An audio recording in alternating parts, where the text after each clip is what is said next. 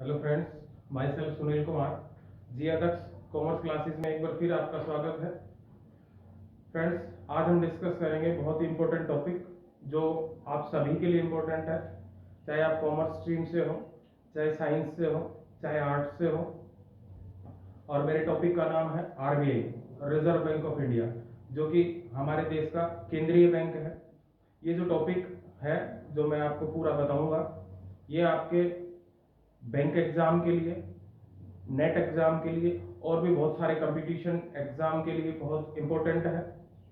और इस टॉपिक में मैं एक पर्टिकुलर पॉइंट से लेकर बिल्कुल जो जीरो है या फिर जो छोटे से छोटा पॉइंट है वो सारा आपको समझाऊंगा।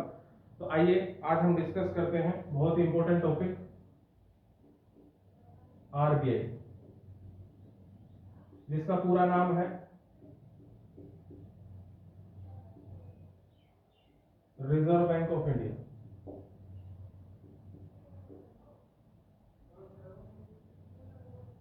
RBI, reserve bank of India. RBI की जो स्थापना है वो कब हुई थी, कौन से अधिनियम के तहत हुई थी, आरबीआई से पहले हमारे देश में कौन सा बैंक काम करता था, आरबीआई क्या काम करता है, वो सारी चीजें हम डिस्कस करेंगे। तो मैं आपको बता दूं कि आरबीआई का काम क्या है। आरबीआई हमारे देश का केंद्रीय बैंक है।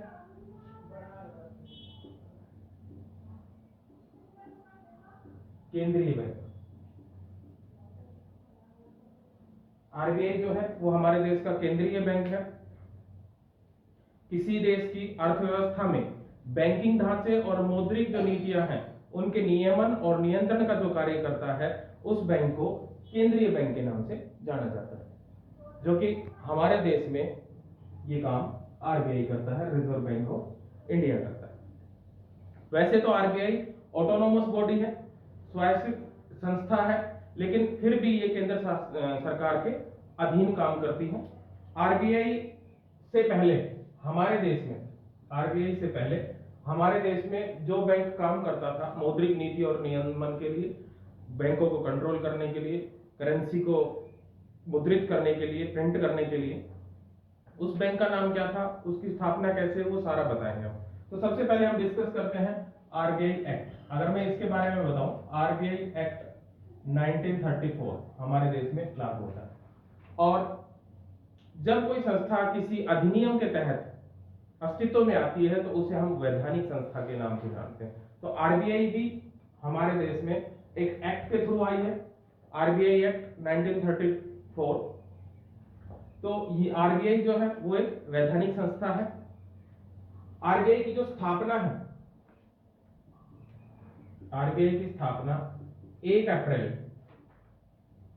1935 को की गई। तो इसलिए हम कह सकते हैं कि आरबीआई ने जो अपना काम है वो 1 अप्रैल 1935 से प्रारंभ किया था। ठीक है, हमारे देश का केंद्रीय बैंक है आरबीआई। अब मैं अगर आपको बताऊं कि आरबीआई की स्थापना कैसे हुई, तो आरबीआई से पहले, आरबीआई से पहले, रिजर्व बैंक ऑफ इंडिया से पहले हमारे देश में एक बैंक काम करता था और उसका नाम था imperial bank of India.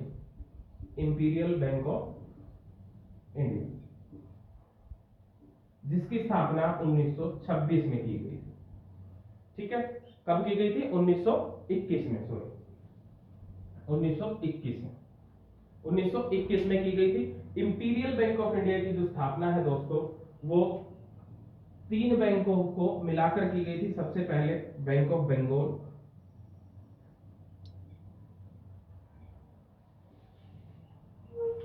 Bank of Bengal, जिसकी स्थापना हमारे देश में 1806 में की गई थी। हम कह सकते हैं कि हमारे देश का पहला बैंक था बैंक ऑफ बंगाल। उसके बाद सेकंड था हमारे पास बैंक ऑफ बॉम्बे,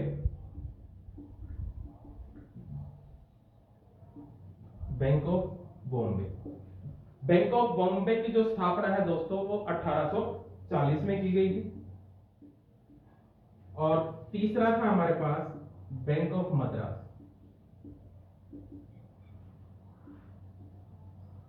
जिसकी स्थापना 1843 में की गई थी।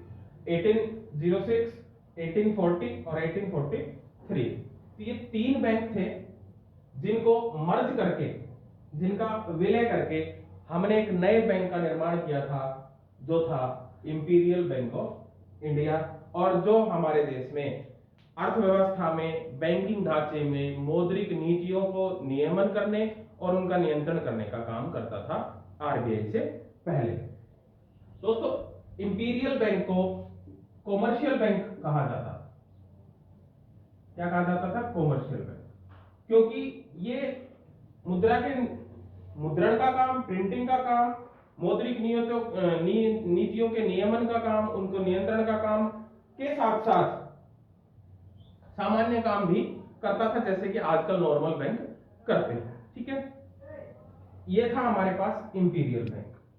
इंपीरियल बैंक कब खत्म हुआ वो भी मैं आपको बताऊंगा, लेकिन उससे पहले मैं आपको बता देता हूं, आरबीआई का जो मुख्यालय है वो 1935 से लेकर 1937 तक, 1935, जैसा कि हम यहां देख रहे हैं कि 1 अप्रैल 1935 को आरबीआई की स्थापना हुई थी।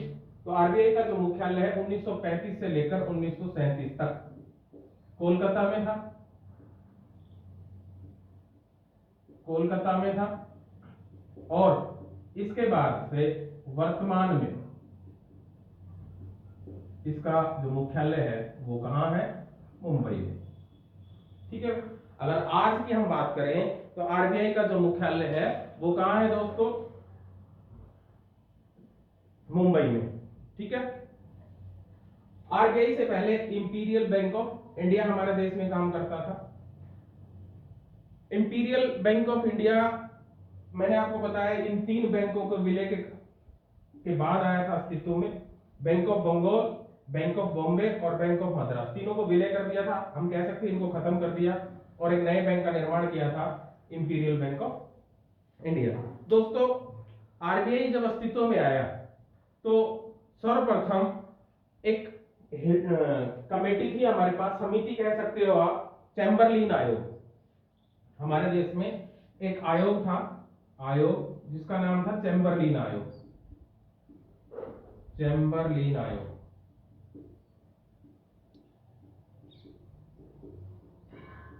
जिसने 1914 में, चैम्बरलिन आयोग ने 1914 में सर्वप्रथम, सबसे पहले ये सुझाव दिया था कि भाई भारत में अपना एक केंद्रीय बैंक होना चाहिए। ठीक है, क्योंकि जो इंपीरियल बैंक काम कर रहा था वो कॉमर्शियल काम के साथ साथ मौद्रिक नीतियों के नियमन और नियंत्रण का काम भी कर रहा था। तो इसलिए चैम्बरलिन आयोग ने कहा था कि मौद्रिक नीतियों के नियमन और नियंत्रण के लिए अलग से एक बैंक होना चाहिए, हमारे देश का एक केंद्रीय बैंक होना चाहिए।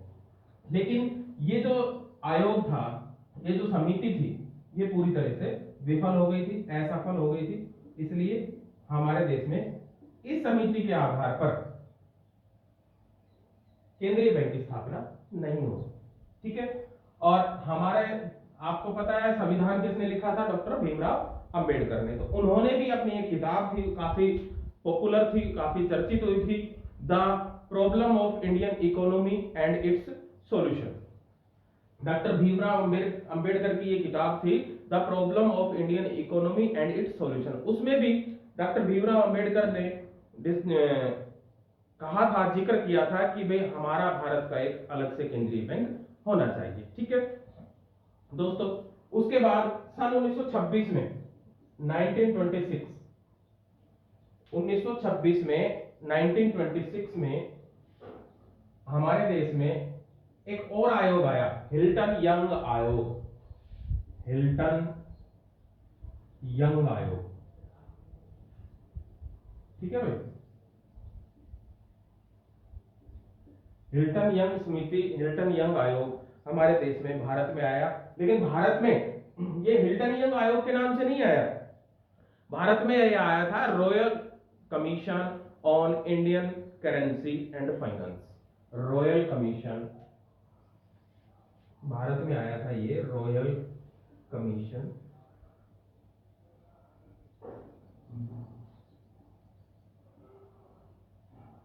On Indian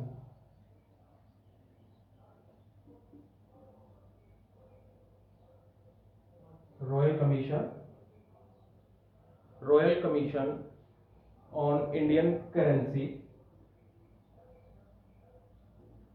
and finance.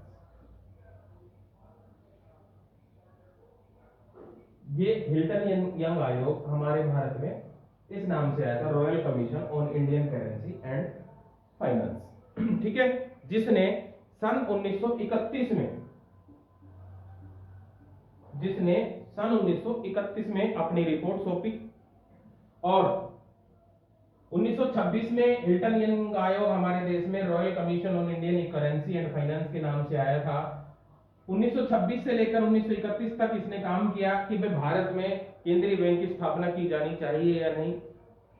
5 साल बाद इन्होंने अपनी रिपोर्ट सौंपी केंद्रीय सरकार को 1931 में, और 31 के बाद सन 1934 में फाइनली हमारे देश में एक अधिनियम तैयार कर दिया गया, आरबीआई एक्ट 1934।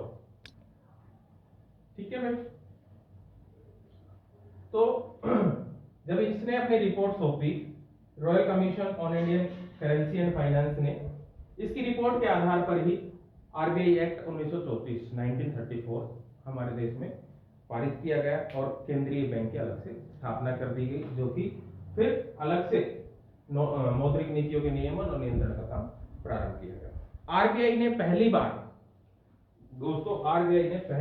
1938 में 1938 में नोटों के निर्गमन का काम प्रारंभ किया। ठीक है, अगर आपके पास क्वेश्चन आ जाता है कि भाई आरबीआई ने पहली बार नोट कब मुद्रित किए, कब प्रिंट किए, तो 1938 में। और कौन सा नोट किया? 5 रुपए का नोट।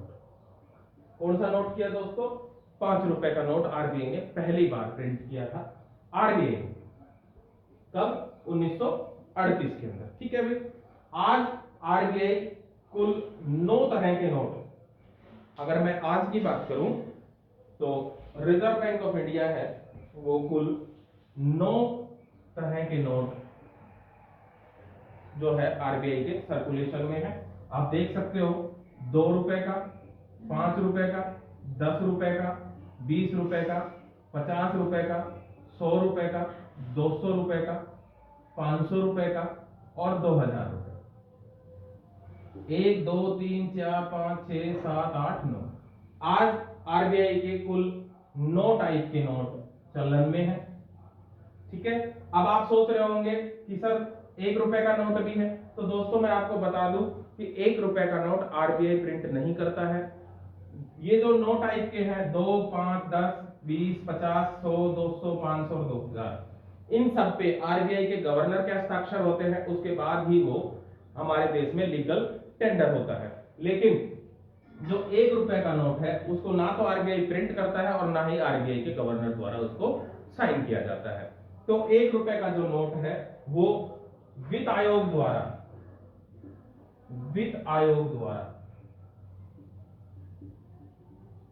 प्रिंट किया जाता है और वित्तीय सचिव के द्वारा साइन किया जाता है। फाइनेंस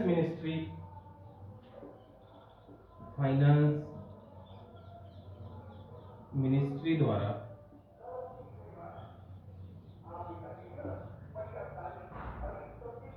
प्रिंट किया जाता है और उसका जो फाइनेंस मिनिस्ट्री का जो सेक्रेटरी है वो इस 1 रुपए के नोट पर साइन करता है। ठीक है भाई, अब हम बात करें आरबीआई ने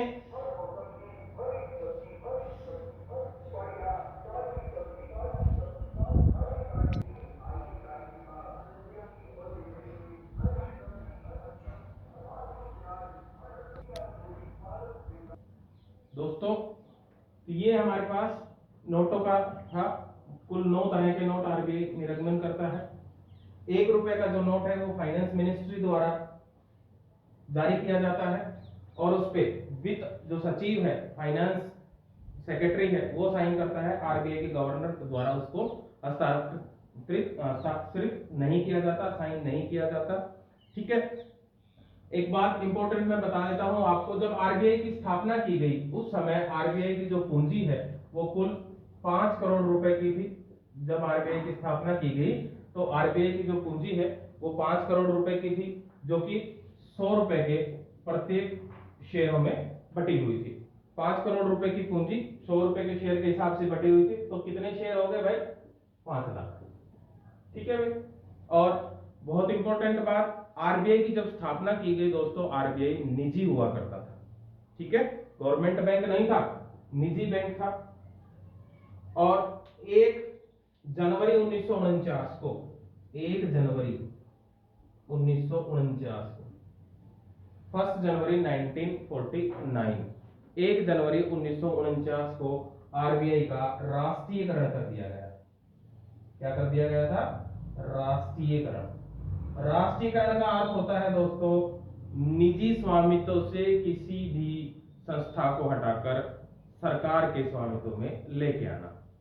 और जब आरबीआई की स्थापना की गई थी तो लगभग 98% कैपिटल, जब आरबीआई की स्थापना की गई थी तो लगभग 97.72 या 73 या 98% कह सकते हो, आरबीआई की जो पूंजी है वो निजी लोगों के हाथ में थी। सरकार के पास केवल 2 से 2.25% का जो शेयर था वो गवर्नमेंट का हुआ करता था। लेकिन 1 जनवरी 1949 को आरबीआई का राष्ट्रीयकरण कर दिया गया था। आरबीआई का राष्ट्रीयकरण कर दिया तो उसका मतलब ये हुआ कि आरबीआई पूर्ण रूप से सरकार के अधीन आ गया था। आरबीआई ऑटोनोमस बॉडी है, वो मैं आपको बता चुका हूं।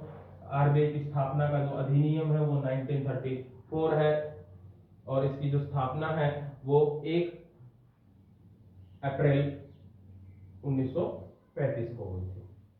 ठीक है दोस्तों, अब बात करें विश्व का अगर पहला केंद्रीय बैंक, ये तो हमारे देश का केंद्रीय बैंक है, अगर मैं विश्व का पहला केंद्रीय बैंक की बात करूं तो विश्व का जो पहला केंद्रीय बैंक है वो स्वीडन में, विश्व का पहला केंद्रीय बैंक स्वीडन में सन 1668 में स्थापित हुआ था। स्वीडन के अंदर 1668 में विश्व का पहला केंद्रीय बैंक स्थापित किया गया था और जिसका नाम था sewerage 6 bank. Sewerage risk bank, ये विश्व का पहला केंद्रीय बैंक था। डेवलप्ड कंट्री अगर अमेरिका की बात करूं तो अमेरिका के केंद्रीय बैंक का नाम है दोस्तों फेडरल केंद्रीय बैंक। और इंग्लैंड के केंद्रीय बैंक की अगर हम बात करें तो उसका नाम है बैंक ऑफ इंग्लैंड। ठीक है, पाकिस्तान के केंद्रीय बैंक का नाम है बैंक ऑफ पाकिस्तान। और एक इंपॉर्टेंट क्वेश्चन बढ़ सकता है कि आरबीआई ने, या फिर आप कह सकते हो आरबीआई ने कितने देशों के केंद्रीय बैंक के रूप में काम किया है? तो दोस्तों 1947 तक आरबीआई ने म्यांमार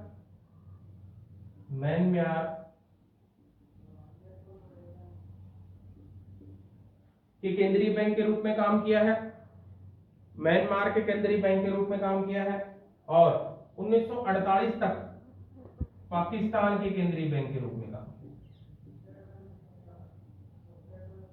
ठीक है, ये 2 इंपॉर्टेंट है। आरबीआई ने 1947 तक म्यांमार के केंद्रीय बैंक के रूप में काम किया है और 1948 तक पाकिस्तान के केंद्रीय बैंक के रूप में काम किया है। ये मैं आपको बता चुका हूं कि आरबीआई ने पहली बार 1938 में अपने नोटों का मुद्रण किया था, जो कि पहला नोट क्या था? 5 रुपए का था। ठीक है भाई, अब हम बात करते हैं एक बार वापस कि जो फेडरल बैंक इंपीरियल बैंक है वो कहां चला गया और आज कहां है।